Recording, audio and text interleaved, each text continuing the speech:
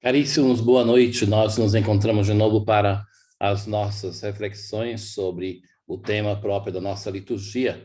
Hoje, no pano de fundo, eu coloquei nessa Semana Santa a cidade santa de Jerusalém, a cidade que é santa para os hebreus, para nós cristãos, para o Islã. Nessa cidade eu tive o privilégio de, no tempo que eu estava na direção da Casa de Espiritualidade em Campo Santiago, todos os anos ir em peregrinação. Então, por 6, 7 anos, todos os anos eu conduzi um grupo por rotas diferentes em peregrinação. Um local apaixonante. Me permito hoje de começar falando desse local, porque entre os primeiros cristãos, as metas de peregrinação eram fundamentalmente três. Era Roma, daí o nome em português Romaria, Jerusalém e Santiago. Eu tive a graça de estar nesses três lugares. Em 1276, São Francisco morreu em 1226, 50 anos depois, um bispo da Úmbria, ele dizia que Assis já era um centro de peregrinação que superava em número de peregrinos esses três lugares. Mas se posso dar um conselho a quem de vocês, acredito que a maioria não fez este caminho, considerem que é um local que se deve ir. Na minha juventude, quando me pediam para acompanhar a peregrinação, quando eu estava por aqui como custódio, como provincial, então me pediam para acompanhar e eu sempre dizia não. Eu dizia assim: a Terra Santa é um local para uma pessoa amadurecida no caminho de fé. E sou muito convencido disso. Amadurecido no caminho de fé não quero dizer assim, ordenado íntegro na Terra Santa, mas que se requer amadurecer-se na vida vocacional, na vida ministerial, para aproveitar bem essa peregrinação. Eu tive a graça de viver belíssimos momentos com grupos grandes de 50 pessoas na Terra Santa e que foi, de fato, uma graça de Deus. Contemplando essa cidade que, para mim, foi sempre emocionante. Eu chegava ali e eu era, de fato, cheio de emoção de pensar assim: estou tocando no local aonde o Verbo encarnado escolheu de viver, de crescer e aqui dar a vida por nós. E é sobre esse aspecto hoje que também nós nos dedicamos na nossa aula. Por, o programa previa justo de chegarmos nesse dia, na Terça-feira Santa, refletindo sobre esses dias, as celebrações desses dias. Então, o capítulo 6, o ciclo da festa da Páscoa, em duas dimensões, uma dimensão histórica e uma dimensão litúrgico-pastoral. Certo que, para mim, pessoalmente, interessa mais a segunda parte, mas eu não me atreveria a chegar diretamente a ela, se nós vamos para uma pastoral sem uma preparação antropológica, histórica, também bíblica, teológica, tudo isso, mais que isso, vocês têm outros cursos, então nós corremos o risco de fazer mais do mesmo, sem nenhuma profundidade, sem nenhuma competência naquilo que se espera de nós, que somos cristãos, que somos consagrados, que seremos sacerdotes, que nós tenhamos competência naquilo que é próprio. Como nós pretendemos de um médico que seja competente na área da medicina, se pretende de nós que nós sejamos competentes na área da teologia. Então, o risco desse pastoralismo desenfreado, que é o reflexo do ativismo, porque o pastoralismo nada mais é que um ativismo que é bem visto, que é reconhecido. O risco é de tomarmos decisões irresponsáveis, então por isso que se requer a profundidade que nenhuma igreja no mundo, não existe nenhuma religião que se empenhe tanto para preparar os seus ministros como a nossa. Então, de aproveitar essa experiência como um tempo de graça, como um tempo de salvação também, porque é a graça e a salvação que nos prepara para ser a presença de Deus também para tanto dos nossos irmãos e irmãs. Isso dito, aula 6, o ciclo da festa da Páscoa. A dimensão histórica. Primeiramente, nessa dimensão histórica, nós que já falamos desses aspectos antes, vamos enfrentar fundamentalmente três partes deste ciclo de Páscoa, que é o ciclo que começa na quarta-feira de cinzas e vai atravessando a quaresma. Nós estamos, recorde-se, na quaresma ainda, depois o tríduo pascal, depois o tempo pascal. O ciclo, então, de Páscoa vai terminar com a solenidade de Pentecostes. E é justamente isso que nós vamos refletir, sobre a quaresma, depois sobre a Semana Santa e, por fim, sobre o Pentecostes, para depois entrar na dimensão litúrgico-pastoral. A quaresma. As provas da existência do tempo de quaresma afloram de modo improvisado no início do século IV. Como comentou Taylor, que nós já citamos esse autor algumas vezes, antes de Nicéia, 325, não existe nenhum testemunho de um jejum de 40 dias antes da Páscoa. Atenção, caríssimos, quando nós falamos de quaresma e a eucologia, ou seja, última vez que explico essa terminologia, eucologia, que quando se digita no computador, ele muda em ecologia, mas não é ecologia que vem de casa, mas de louvor, eucologia. Então, a ciência que estuda as orações de louvor e também se usa para a própria oração de louvor.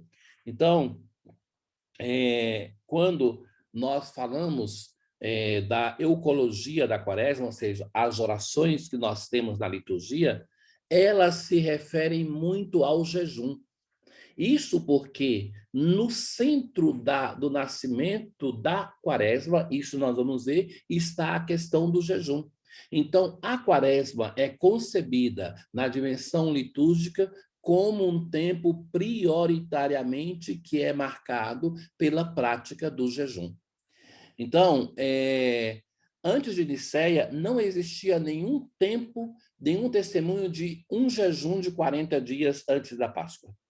Todavia, somente poucos anos depois do concílio, sempre de Nicéia, foi encontrado na maior parte da igreja como um costume bem radicado, ou como um uso que se tornou universal, a ponto de provocar conflitos com aquelas igrejas que não havia ainda adotado o jejum. Então, é um fenômeno que vai ter, digamos, uma explosão depois de Nicéia, mas antes disso, nós não temos uma notícia precisa.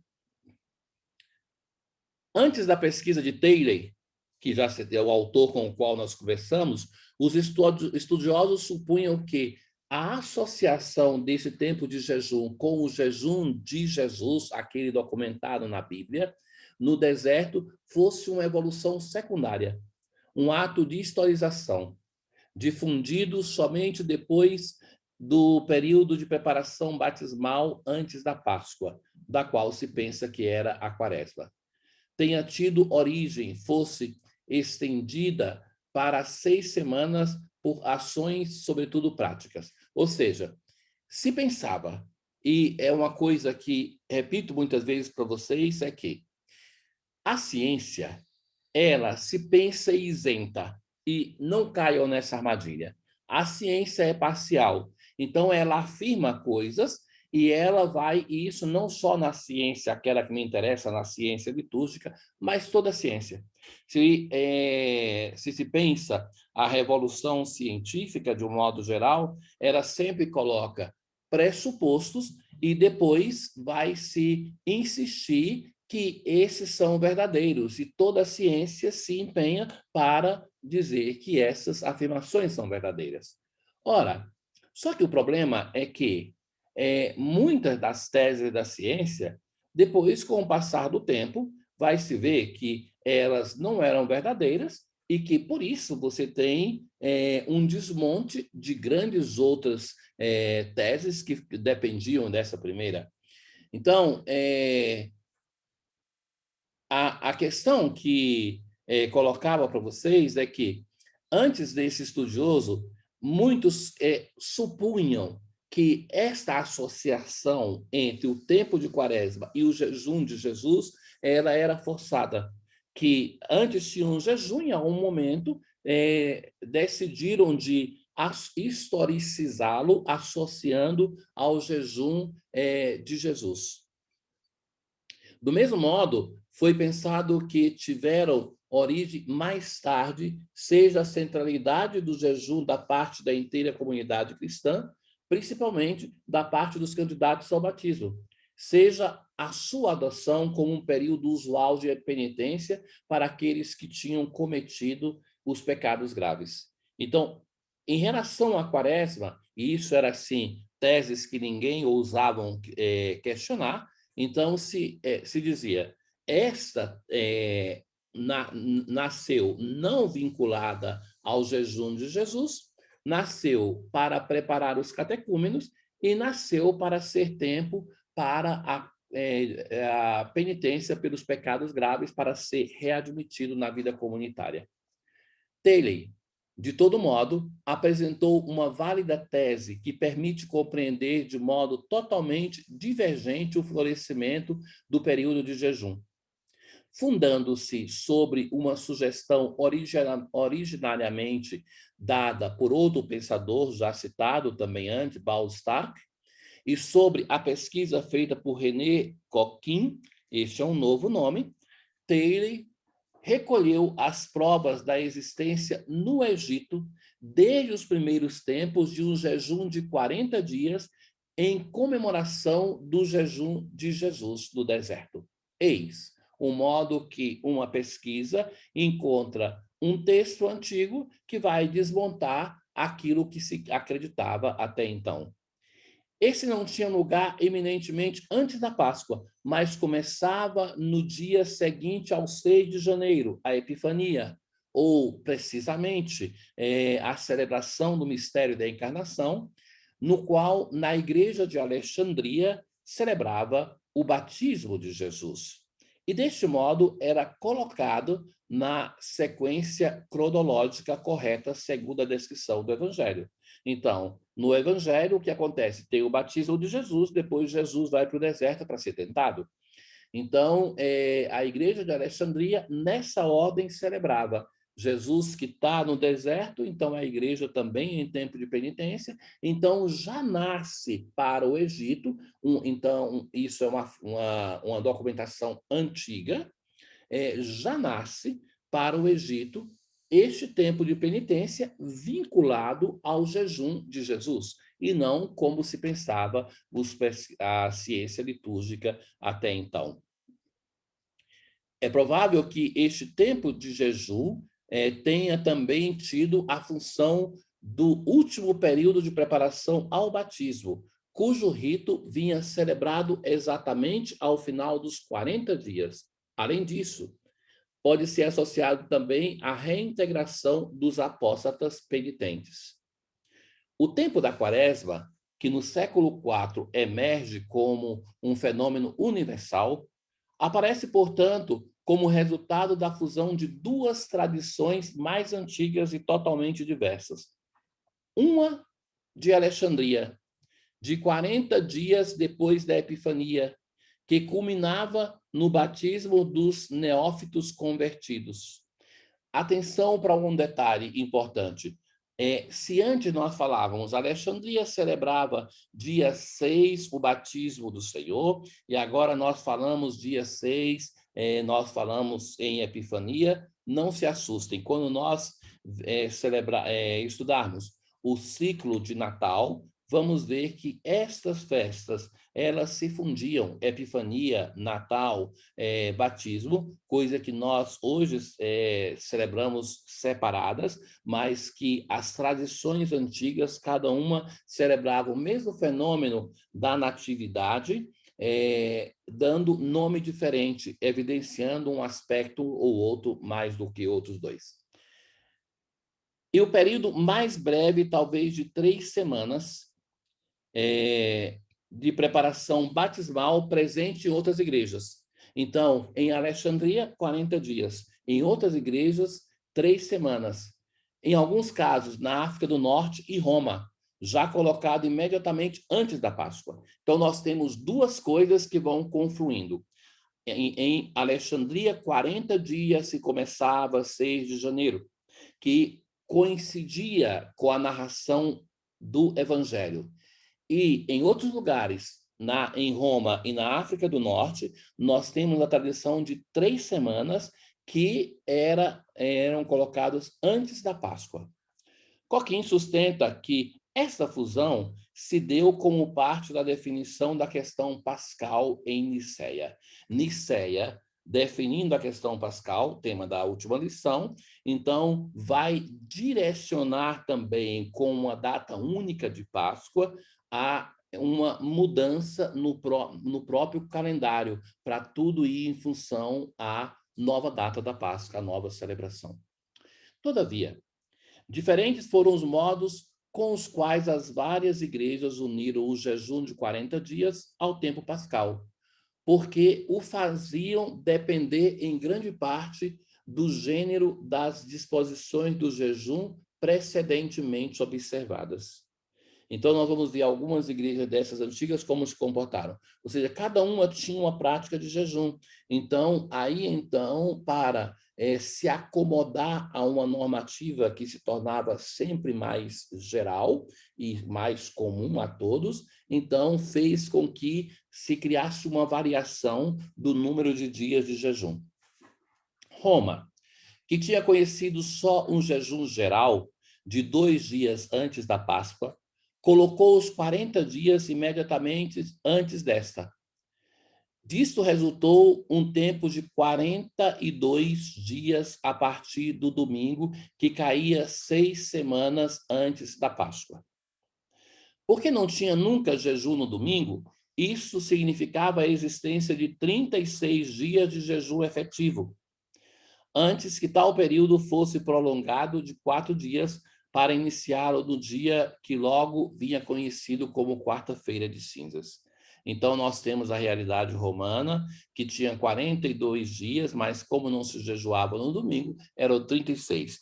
Uma curiosidade, no Missal de Paulo VI, nós temos aquelas orações sobre o povo, que são para se fazer no lugar da bênção. Essas orações são aquelas do Missal de Pio V, chamada Superoblata. Essas orações, elas são prioritariamente para se usar na quaresma, mesmo que não se impeça que use em outras ocasiões. E elas, como são provenientes, sobretudo, da Igreja de Roma, elas têm um número de 36, porque corresponde ao número de dias de jejum da Igreja de Roma. Elas no missal hoje são 36. Milão fez como Roma, mas aderiu ao costume encontrado no Oriente de excluir do jejum o sábado, a parte ao dia precedente da Páscoa. Então, o sábado, antes do domingo, que era fixado por Nicéia como dia da Páscoa, então, esse sábado era um dia de jejum. E assim, no início, havia somente 31 dias de jejum efetivo.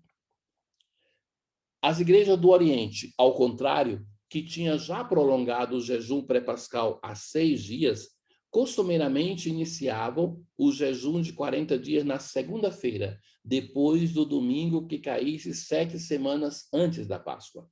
E o terminavam na sexta, 9 dias antes da Páscoa, mantendo assim um jejum de 6 dias na semana sucessiva como identidade distinta. Então, eles faziam os dias da quaresma e terminavam 9 dias antes, deixavam aqueles dias de final de semana e faziam o jejum de 6 dias antes da Páscoa como algo separado daquele jejum que tinha antes. Como essas igrejas não jejuavam no sábado nem no domingo, somavam 30 dias de jejum, junto a outros 6 dias da última semana, dado que o sábado era compreendido no jejum daquela semana. Alexandria foi uma exceção à regra oriental, esta adotou a colocação pré-pascal do jejum muito mais lentamente em relação aos outros lugares, mas quando o fez, situou este tempo imediatamente antes da Páscoa, sobrepondo assim o jejum de 6 dias que tinha precedentemente observado, e chegando a um total 6 semanas como Roma. E neste modo, porém, com um jejum de só 5 dias na semana, exceto a última. Finalmente, aqui e ali, em um lugar e outro, além desses que nós já citamos, a duração foi estendida de modo que se pudesse observar 40 dias inteiros de jejum efetivo. Na tradição bizantina, por exemplo, mesmo que a quaresma verdadeira e própria tivesse ainda início 7 semanas antes da Páscoa, foi precedida por uma semana suplementar de jejum parcial. A peregrina Egéria, nós sempre vamos recordá-la, da patrística, eu já tinha uma simpatia muito grande por essa senhora, sabe? Então, depois em liturgia, mais ainda. Então, gosto de citá-la, porque ela, como uma mulher em geral, as mulheres são muito mais observadoras, então, ela, quando descreve as coisas, então, ela faz fenomenologia, os homens tendem a fazer hermenêutica, ela descreve, e essa descrição é muito interessante. A peregrina Egéria parecia dizer que uma certa semelhante evolução já era presente em Jerusalém, no século IV, porque fala da existência de um total de 8 semanas de quaresma, compreendida a última semana antes da Páscoa. Mas como era difícil conciliar o testemunho de Egéria com outras provas, em um período sucessivo, Jerusalém tinha um total de somente 7 semanas, os estudiosos, em geral, o descartam como um erro da parte de Egéria, ou o consideram como experimento local que não durou. Hoje, nós damos razão a Egéria, achando que ela que tinha razão e não os outros estudiosos. Todavia, recentemente, uma confirmação da afirmação de Egéria veio da suposição de Franz, que, ao final do século IV, afirmou da existência também de uma quaresma semelhante de 8 semanas em Antioquia. Ele afirmou que a quaresma de 7 semanas encontrada em Constantinopla deriva da prática da Capadócia, mais do que daquela de Antioquia. E sob o influxo de Constantinopla, também em Jerusalém se retornou a uma quaresma de 7 semanas. Então, assim nós temos uma visão geral, a partir de cada uma dessas igrejas, de como é que se foi configurando a formação de um tempo de quaresma, tal qual nós temos hoje calculado. A Semana Santa. A aparição daquela que os cristãos ocidentais denominam Semana Santa, e os cristãos orientais vão chamar de Grande Semana, vem da tentativa de comemorar liturgicamente os eventos da última semana da vida de Jesus nos dias particulares, nos quais se pensavam que tinham acontecido. Foi considerada pelas precedentes gerações de estudiosos da liturgia uma criação do século IV, iniciada em Jerusalém, e muitas vezes atribuída ao seu bispo, São Cirilo de Jerusalém. Mais uma vez, a história verdadeira se apresenta muito mais complexa. É muito provável que boa parte daquela que mais tarde se tornaria a liturgia aos moldes da Semana Santa, em tantas igrejas regionais, deva sua origem ao desejo de os peregrinos que, no novo clima religioso do século IV, iam na Terra Santa para comemorar os eventos do Evangelho nos mesmos lugares e nos mesmos dias em que se dizia o que tinham acontecido.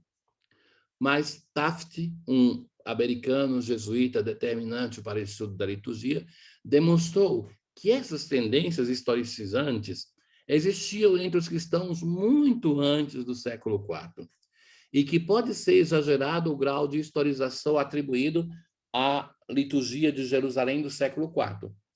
não tem, de fato, nenhuma tentativa, por exemplo, de colocar a liturgia da Quinta-feira Santa no possível lugar da última ceia, no cenáculo.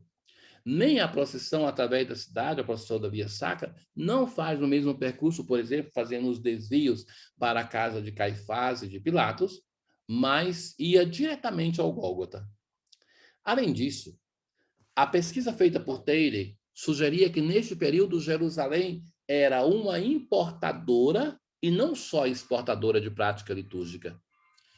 Então, os muitos grupos de peregrinos levavam também os seus costumes e tradições locais e os introduziam no ciclo litúrgico da cidade, assim como tomavam aspectos para inovações do culto de suas igrejas.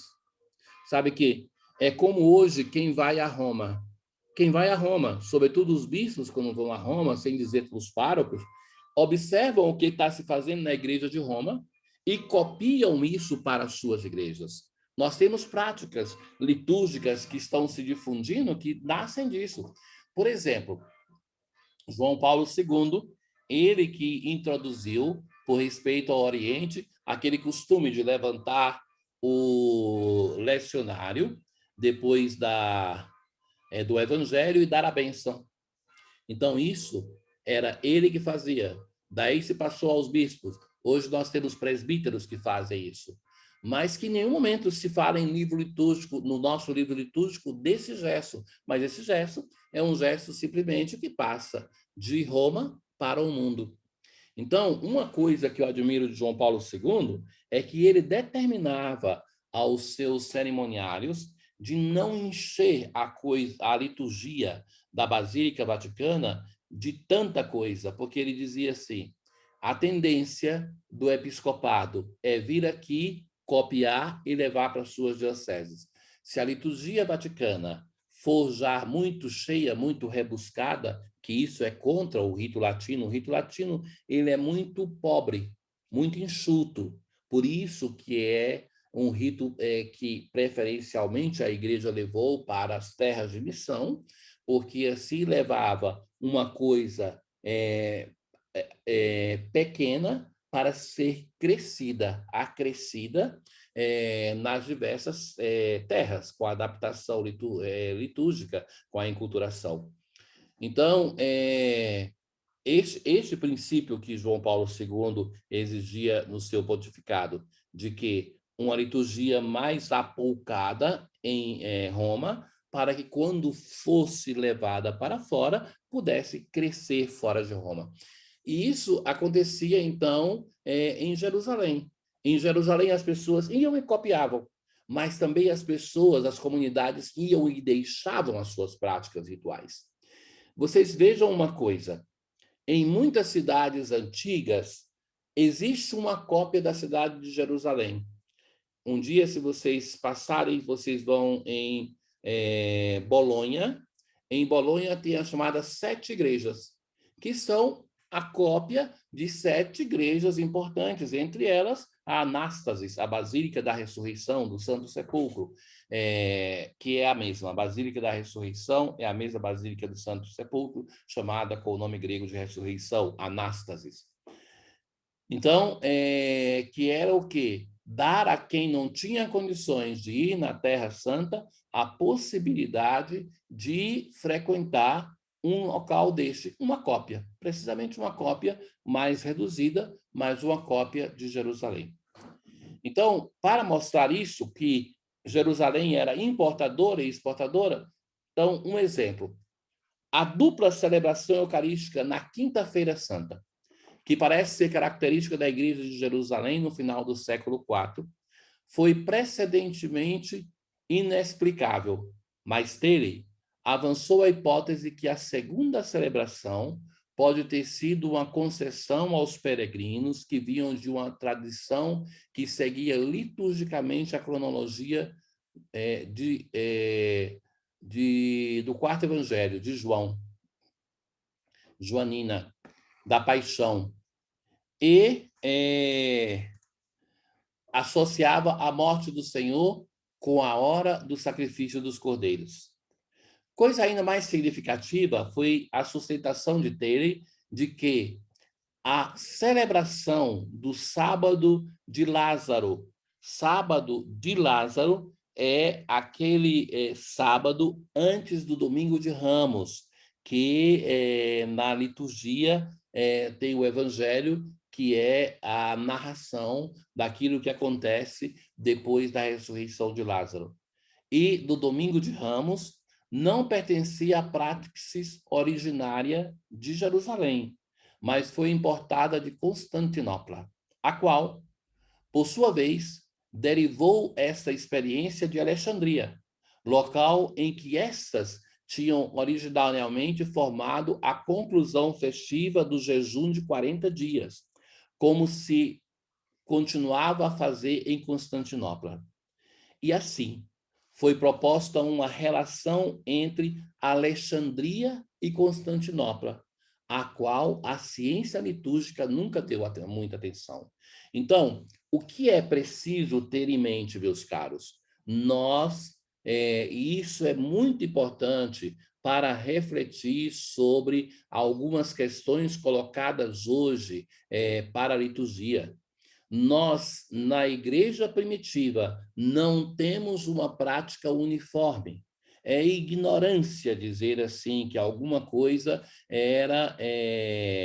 isso se fazia em toda a igreja. Sabemos que algumas coisas se fazia. Por exemplo, que domingo não era um dia de jejum, que não se ajoelhavam no domingo. Então, isso era uma coisa difusa.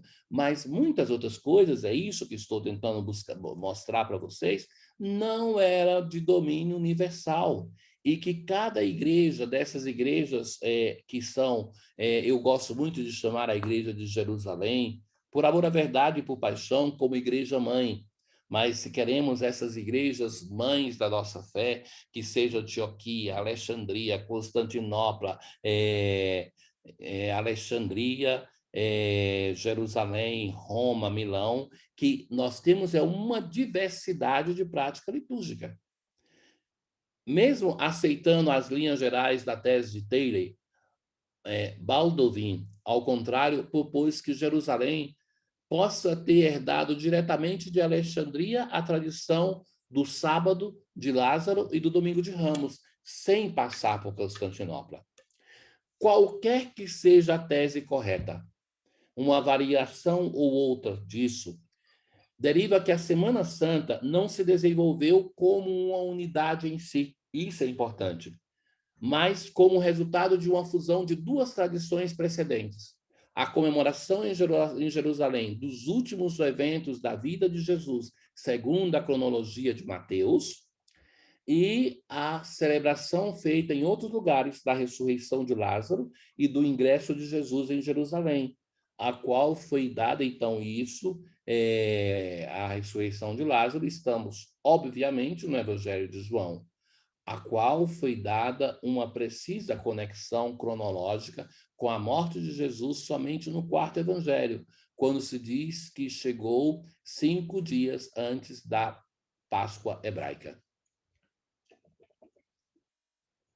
Pentecostes. A norma cristã de observar o período de 50 dias que segue a Páscoa como um tempo festivo é atestada pela primeira vez no segundo século, em diversas fontes provenientes de várias regiões. Então, isso é interessante. Várias regiões que atestam o mesmo fenômeno. Considerado como um aspecto de alegria, em cada dia se vivia como em um domingo, o que quer dizer, não se ajoelhava para a oração e não se jejuava. De outra parte, existem indícios de que a observância deste tempo não foi de fato universal, como em geral se supõe. É interessante notar que, para muitos escritores antigos, o termo Páscoa se referia ao período que vai do jejum que precede a festa ao dia da mesma festa. Então, nós temos diversas regiões que falam da celebração de Pentecostes, mas não era um fenômeno universal também. De todo modo, para algumas pessoas, alguns autores, o que se chamava Páscoa terminava com a festa da Páscoa. Depois disso, não se tinha mais nada. Além disso, o cânon número 20 do Concílio de Nicéia alude a alguns que se ajoelhavam no domingo e nos dias de Pentecostes e ordena a eles a não fazer. Ainda, a Frati e Éfrem, na Síria Oriental, na primeira metade do século IV, fazem menção a nada mais a não ser uma só semana de celebração depois da Páscoa, o que seria a oitava, e terminava.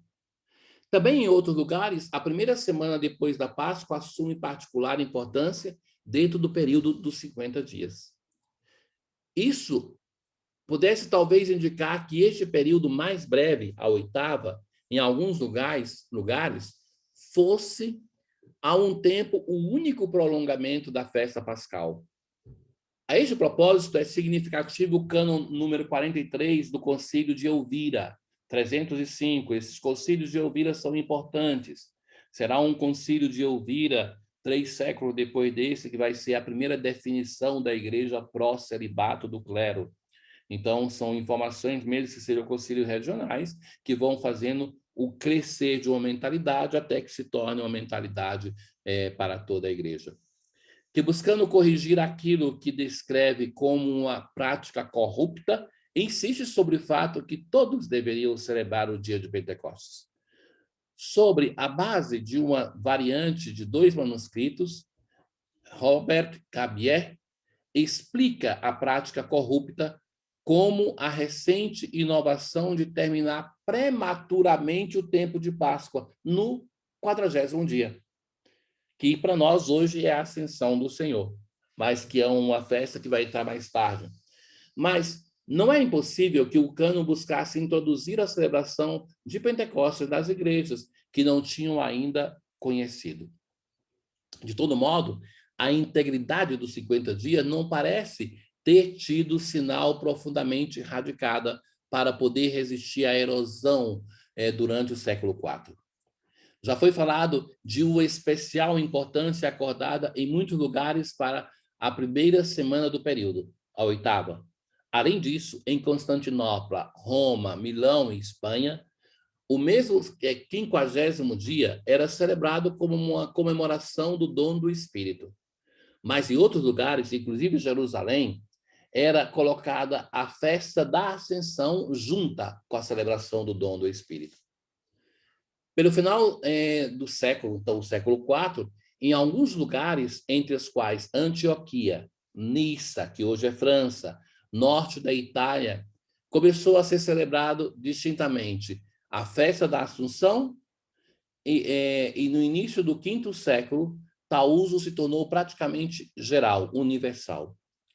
Então, ali que aparece a Ascensão, no século V.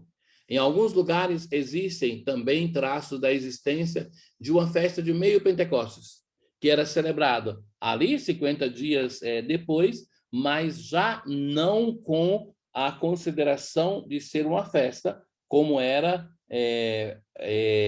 por exemplo, a Páscoa. Não tinha importância, tanto é que era já um período de jejum.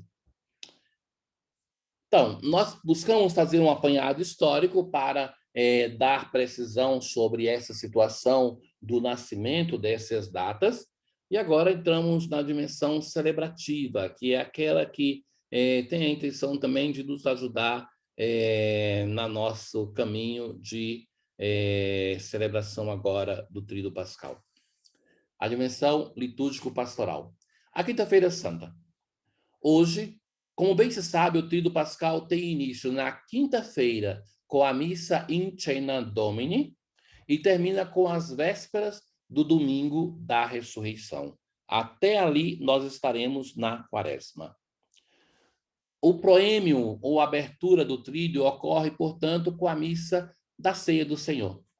Essa representa aquela que pode ser definida como a Páscoa ritual. E, portanto, o proêmio ritual do mesmo tríduo. Nessa, de fato, é celebrado ritual e sacramentalmente, como prefiguração daquilo que será celebrado na paixão, morte e ressurreição dos 3 dias sucessivos. A reforma desejada pelo Concílio Vaticano II, de fato, quis restituir a unidade ao tríduo. E tal foi, de fato, a preocupação da comissão que se ocupou de sua reforma. De fato, enquanto o tríduo apresenta a realidade na sua dimensão histórica, a Quinta-feira Santa o transmite na sua dimensão ritual. Vai citar Marcilli. Estou citando Marcilli. A ceia do Senhor, portanto, representa, utilizando uma linguagem que melhor se presta a descrever a relação de antecipação, cumprimento entre o Antigo Testamento e o Novo, antitipo do tipo. Esse antitipo também é antítipo que já explicamos nas nossas reflexões anteriores, que é a morte na cruz e a ressurreição de Cristo. Eis porque a presença ao lado do altar da cruz. Os momentos principais que distinguem a celebração da ceia do Senhor são a liturgia da palavra, o lava-pés, facultativo, mas vivamente recomendado, a liturgia eucarística, a transladação do Santíssimo Sacramento e desnudação do altar, feita em silêncio. Depois da celebração, para indicar que nos dias sucessivos não será celebrada a Eucaristia, até quando não se celebrará nova, na noite da Páscoa, e para concentrar a atenção não mais sobre a Páscoa ritual e, portanto, sobre o sacrifício ritual, Quinta-feira Santa, mas sobre o sacrifício da cruz, ao qual a Páscoa ritual envia. Por isso, ao término da ação litúrgica da cruz, costumeiramente, esta última se encontra deslocada, com duas velas acesas ao lado diante do altar. É interessante notar como o texto evangélico deste dia não é da instituição da Eucaristia, mas a narração do lava-pés. Como é possível que justamente nesse dia o evangelho não seja da instituição da Eucaristia? Antes de tudo, recordemos que a segunda leitura é a narração da celebração eucarística como a tradição que o apóstolo recebeu de Cristo e que ele passa. Em segundo lugar, o lava-pés, narrado no Evangelho de João, exprime a dimensão eucarística do sacrifício e do dom. Representa, de fato, o doar-se de Jesus até o humilhante gesto de lavar os pés aos seus. Ele mesmo sendo de condição divina, como vai dizer o cântico da carta aos Filipenses, não retém o privilégio de ser como Deus, mas esvaziou-se a si mesmo, assumindo a condição de servo. O doar-se de Jesus, que encontra o seu cume na doação da cruz. Esse doar-se, dobrar-se de Cristo, é a prefiguração maior do prosquinesis contemplada no leito da cruz, da aniquilação, do abaixamento do nosso Deus. É interessante como também o novo inserimento do lava-pés, que é citado por Santo Agostinho, reservado somente para a Igreja Catedral até 1955, semelhantemente à Eucaristia, contenha um mandato de reiteração, ou seja, reiteração. Este mandato que Jesus fala assim, eu sou mestre, Senhor, eu fiz isso, vocês devem fazer o mesmo, de imitá-lo, que corresponde àquilo que se conta no Evangelho de Lucas, e que dizemos em cada celebração, fazer isto em memória de mim. A celebração da Quinta-feira Santa é, portanto, memorial da memória, é ritual da memória, mas também é memória do memorial, memória do ritual. E que o mandato do Senhor não é somente a atenção, porque tem uma certa comodidade de pensar que o fazer isto em memória de mim é somente o celebrar a Eucaristia, mas não é só isso, é um serviço aos irmãos, como fez o Senhor através do lava-pés. Recordem-se que o lava-pés é um gesto tão importante que, quando não era definido o número dos 7 sacramentos, era considerado um sacramento. E se tem alguma coisa na igreja que se tivesse que se tornar reconhecido como sacramento, seria o lava-pés, porque este gesto do Senhor, um gesto revolucionário, ele marcou a geração dos cristãos. Então, ele é facultativo, sim, mas vivamente recomendado de ser feito. Aos fiéis, é recomendado de permanecer em oração adorante diante do Santíssimo Sacramento, mas sem nenhuma solenidade. A adoração nem se pode usar o ostensório, porque ela tem que ser assim feita, que é estar com o Senhor no seu isolamento, no Getsemane, em oração, antes da sua paixão, morte e ressurreição.